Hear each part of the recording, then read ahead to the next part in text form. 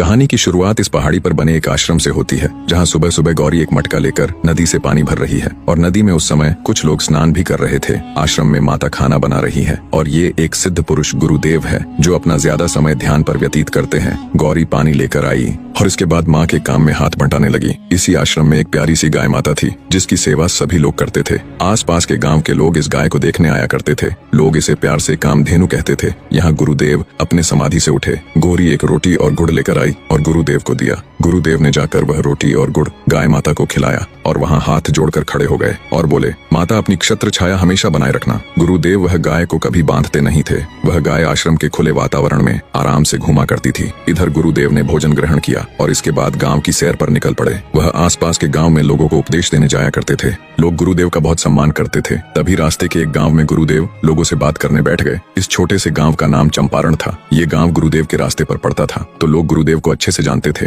लेकिन गुरुदेव से मिलने आज जगदीश नहीं आया था। गुरुदेव बोले, आज जगदीश नहीं दिख रहा है। गांव के एक व्यक्ति ने बताया कि गुरुदेव शहर से उसका आज लड़का आया है, इसी वजह से वह आज नहीं दिख रहा है। गुरुदेव ने कहा, कोई बात नहीं, पिता पुत्र का संबंध ही कुछ ऐसा होता है। गुरुदेव और गांव के लोगों के बीच कुछ देर बातचीत चलती रही। थोड़ी देर बाद गुरुदेव ने राम राम किया और अपने रास्ते को चल दिया। गुरुदेव ने रास्ते में देखा कि एक जगह पर 4-5 बकरियां बंधी थीं और 2-3 लोग बैठे थे। वह लोग मुस्लिम समुदाय से ताल्लुक रखते हैं। गुरुदेव उनके पास गए और बोले, भाइयों, इन बकरियों को ऐसे क्यों बांध रखा है? देखिए कितनी मासूमियत से देख रही है। इनको छोड़ दो तो कुछ खा पी लेंगी। एक मुस्लिम व्यक्ति मजाक में बोला, ये यहाँ क्या खाएंगी? शाम को इनको कोई खाने वाला है। गुरुदेव थोड़े हैरान हो गए। फिर बोले कि इनको कौन खाने वाला है? एक बोला, हम लोग और हमारे भाईजान सभी खाएंगे। पंडित जी, अगले दिन बकरीद है ना, इसलिए। गुरुदेव बोले कि इन मासूम जानवरों के साथ आप गलत कर रहे हो। पंडित जी, यह हमारा त्योहार है, कृपया कर इसमें दखल ना दे तो बेहतर होगा। आप अपना प्रस्थान रखिए। गुरुदेव ने निराशा भरी निगाहों से उन बकरियों को देखा। गुरुदेव काफी देर तक वहाँ खड़े रहे। थोड़ी देर बाद उनकी एक गाड़ी आई और उन बकरियों को अंदर डाला और उन्हें मौत के घाट उतारने को ले गए। गुरुदेव उन मासूम चेहरों को याद कर बहुत दुखी हो रहे थे।